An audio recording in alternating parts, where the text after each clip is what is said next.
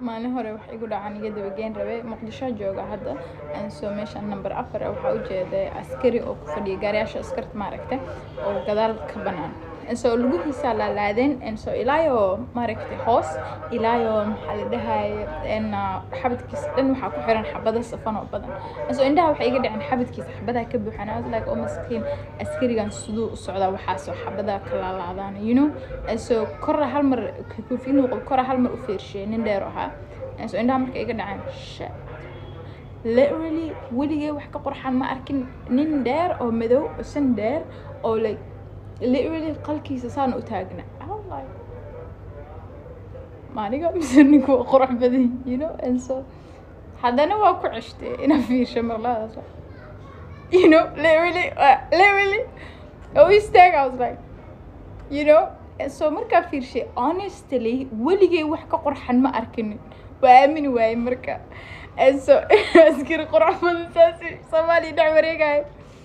so marka cabar literally like si fiican u fiirshay in kor ugu laabto wajigiisa hadan kasnin dheer waa indhiis isqabteen wallahi waa cilin way qosolkayga because of quruxdiisa so marka isoo fiirshay I was like what and so oo arka marka oo isfiirno waa qoslo so gaari ku soo degtay dhinacayga soo dhaqaal alabla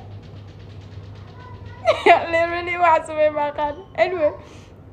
it's like a bio magacaaga kifalida inta u dhaw kifalida waxa u jeedaa ani asaga oo isla faraxsan gacantiisa isna u jeedaa I don't know adeegos numberkaaga si so numberkaaga si markuu hal mar maskaxdeeda soo laabatay I realized ninkan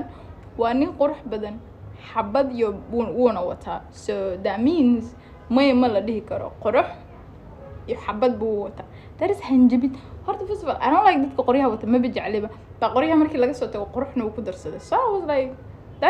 that's not game easy ma ahan qofkaas oo kale nolosheeda ma lagu dari karo in meel lagaaga baxaa idina qurux badan idina qoryo wata labada hadii la isku daro na wax shaqeynay ma and so I was like may walaal ma ku siin karin markii because marunba ma dhabe ka ku dhahaa walaal quruxdii bad ka badatay laakiin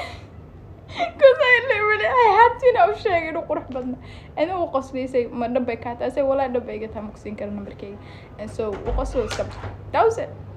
anyway I cannot believe it waxa qurux la saacay